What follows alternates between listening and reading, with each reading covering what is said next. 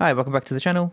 This week we're looking at percussion in Forest Psy. But to be honest, a lot of the techniques I'm showing would be applicable to most of the psytrance subgenres. So the first thing I like to do is add a drum rack or a drum sampler. Most DAWs will have something along these lines. So I'm using Groove Agent. Let's call this one, I'm going to do closed tats first. So closed tats. And it looks like so. In Ableton you have drum racks, and I'm sure, as I said, most DAWs have their own version of a drum sampler. And the reason for doing that is because then I like to create different instruments for each of the percussion elements. So we're starting with closed hats. So let's choose Psy hats closed. And it looks like this. So I use it a bit differently than it's intended. So the intention of a drum sampler is to have, for example, a kick here, a snare there, and different percussion hats. So you have a full drum kit on the pads. And that's a legacy from when you had maybe one drum sampler. You needed to put everything on the one machine. But we now have the luxury of plugins, so we can duplicate this as many times as we want. So that opens up workflow opportunities. So here, the way I've done it, I have, as you can see, I've maxed it out with my favorite closed hats. So every one of these has a different hat on it. So rather than endlessly searching through my sample library, I just make sure that my favorite ones are in here. And there is two ways to move this forward. Either you keep on constantly going through these and whichever ones you're becoming out of favor with. So that one, for example, I might not like. Let's just set this color to, I'm going to call that red, even though it's orange. So I know that that one can go in future. And then one day when I'm feeling less creative, I'll go through here and then delete all the red ones and then replace them with additional ones, or replace them with new ones that I like at the time. So this is a ever-evolving drum rack from my favorite closed hats. The alternative is to have different versions of this. So save this as closed hats 1, and then have a closed hats 2 and 3, etc. The issue there is don't have too many of them. Otherwise you're essentially undoing the workflow improvements that you're trying to achieve by having this. So let's now create our MIDI. Let's just put this in here. We're just going to start with one bar for the moment. So delete that, solo, loop. So put them all in at straight 16ths for now. We'll get back to that. So let's play this back now in context with the kick and bass and just a few other effects that we have in also.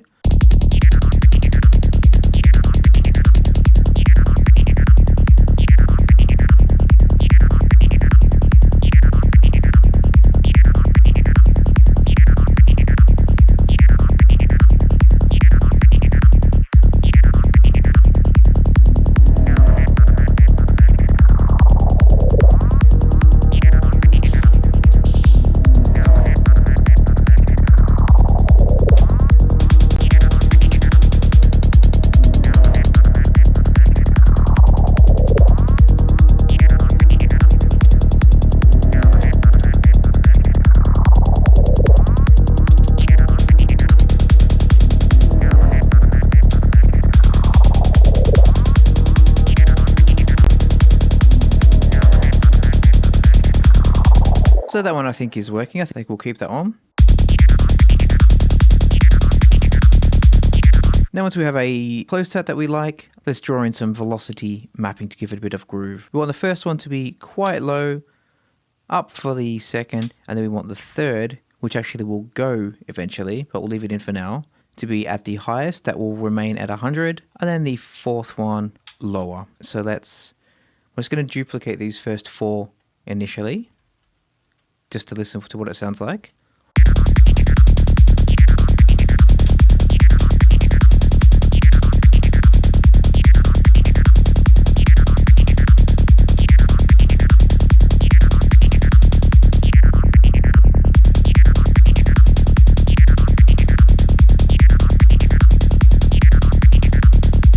So it's got a nice groove to it. Now you'll notice that I duplicated them. But by doing that, that means it's very machine gun-like. They're exactly the same. So instead, rather than use the exact same ones, let's just change them just a little bit.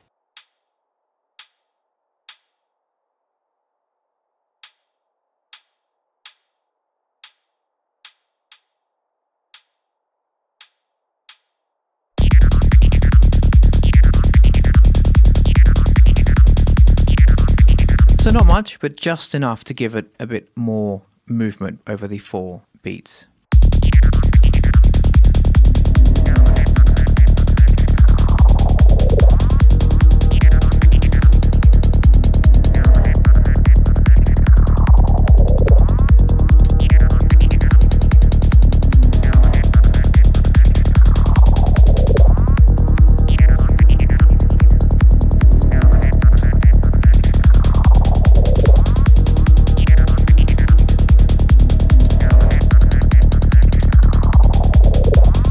Now that we've done that, we can then just duplicate this. The reason for doing so is because then you maintain the groove agent loading and you also maintain the instrument routing. Let's call this one open hat. And then go and delete the 3rd, the 7th, the 11th, and the 15th. The reason for that is because that's where the open hat is going to go. A lot of people have them layered. I don't particularly like to do that because then you get phasing effects from the closed hat and the open. Plus, it doesn't really add any value in my view. You have two instruments very much occupying the same frequency range, so it doesn't add anything whatsoever. But as I said, that's just personal preference. If you do it and you like it, well then, stick to it. That's fine. So now we have our open hat on every offbeat. We currently have our closed one. Let's open up our open hat rack. This one is still a work in progress for me. I only have 4 layers here. So what's that, 64 sounds? I still need to build it up, but 64 is fine for the purpose of this demonstration. Let's play back the open and the closed together while we choose our closed.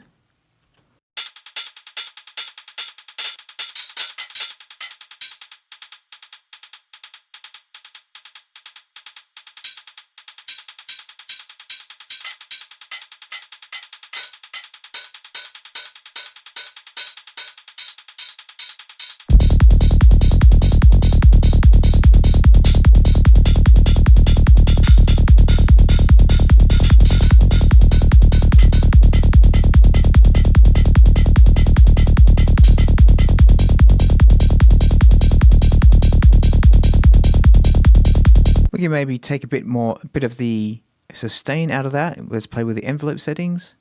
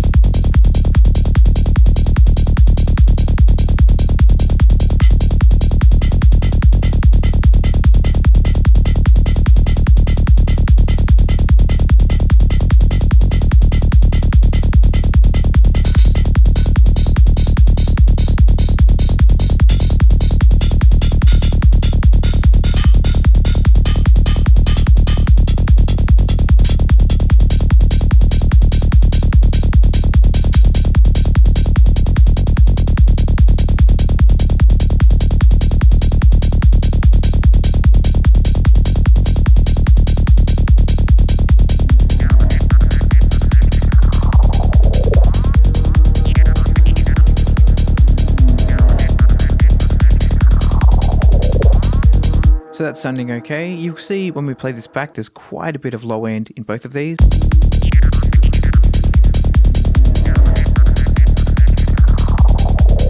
Especially the open. So we can take that out, a bit of EQ.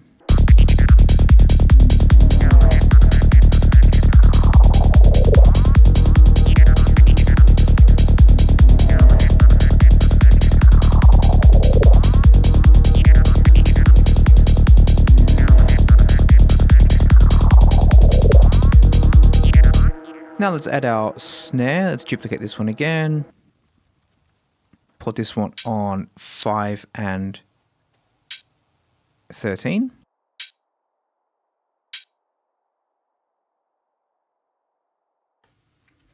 Snare. And you guessed it, let's open up our snare rack. So let's play this back once again, and then we will cycle through our snares and find one.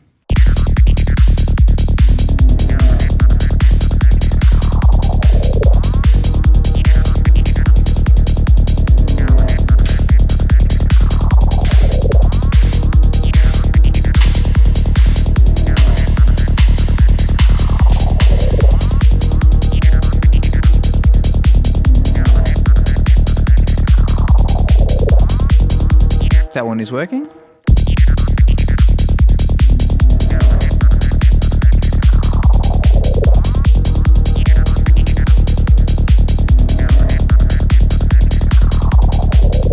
We want a lot of the body to come through, but not too much. Reduce the EQ a bit. On the snare, let's add some reverb to that. So let's go to category, reverb. We want a bit of a hall, so if we go to Valhalla Room,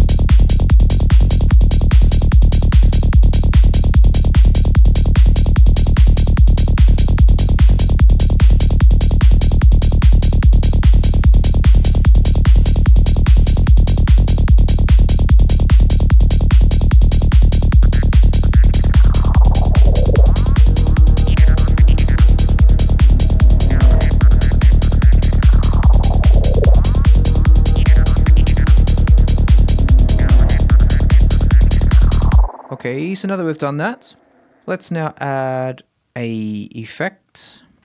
Let's use again Valhalla Room. Make sure it's going to the percussion bus, so then when you export the group, it's all self-contained.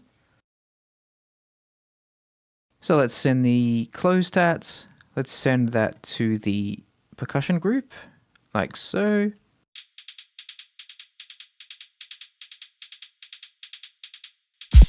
It's obviously way too much. Let's turn it down.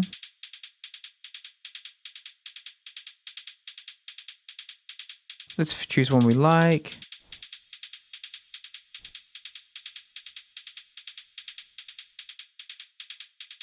That sounds nice. Let's also do the same to the open hat.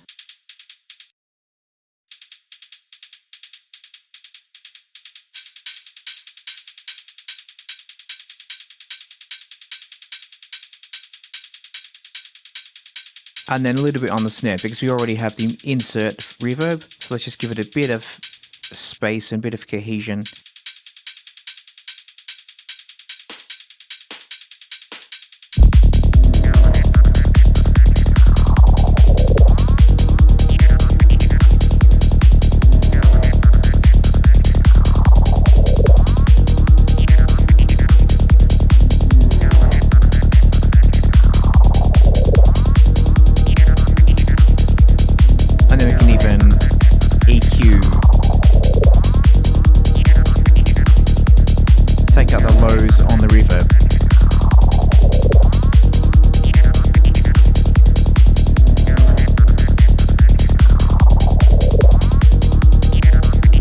And then once we've done that, it's sounding good. Let's duplicate that over another 4 bars.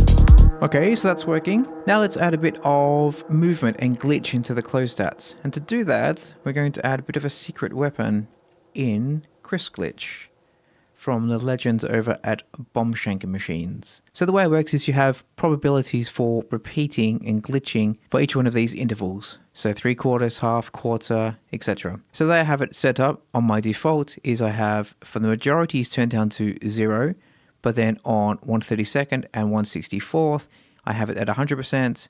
So just these two are glitching. And obviously if you have two at 100%, that obviously means that each one is 50%, if that makes sense. So let's just play the closed hat in isolation with the chrisGlitch engaged.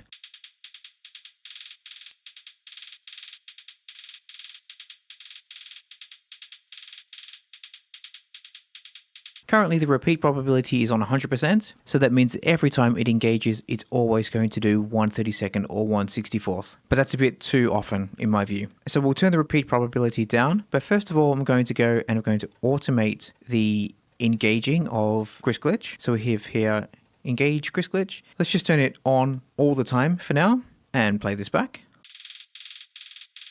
As I said, it's always repeating now, but like I said, it's way too much. Let's turn it down.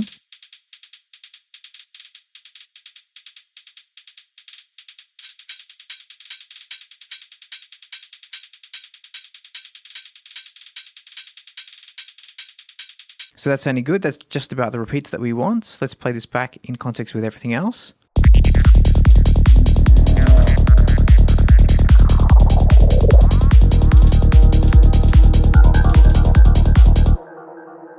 However, the reason for adding this automation lane is because I don't want it to be throughout the entire bar.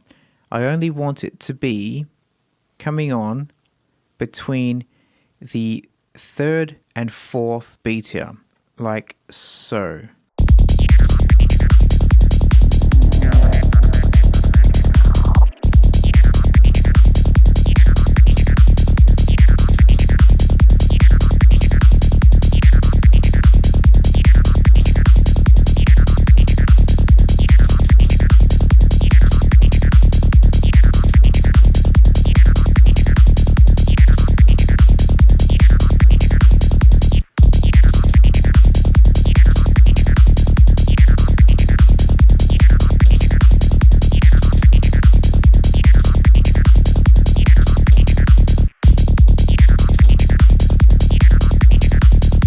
Let's now go and repeat that for the other 3 bars, like so. Let's delete this one, delete these 2.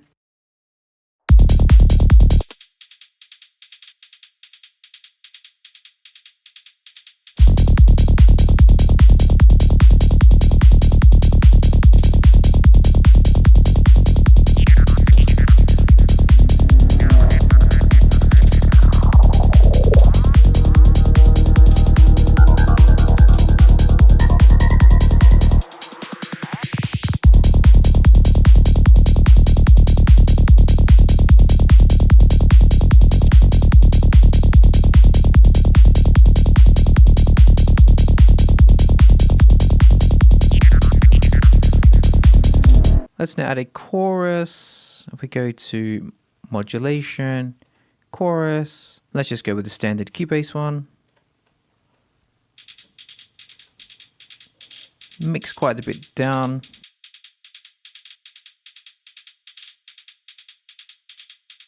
And let's also put that on the open hats as well. So if we do copy and then paste, that will copy and paste the settings.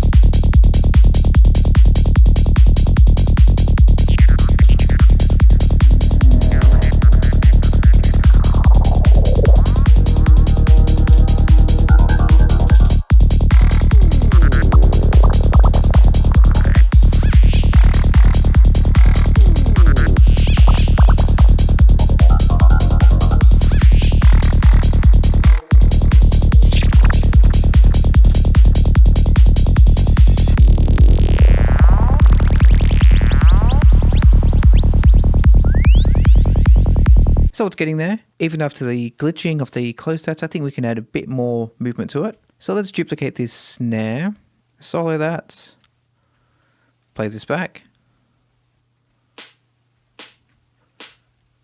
I'm going to audition our hats.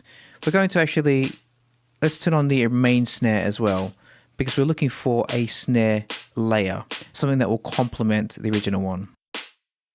So let's move this forward a bit.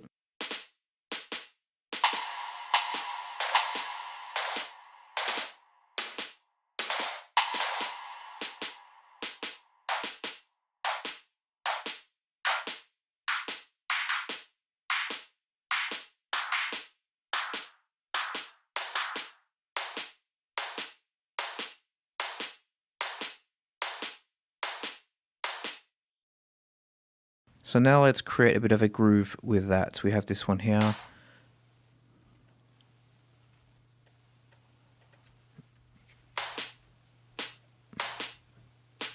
Turn it all the way down. Well, not all the way, but quite a bit.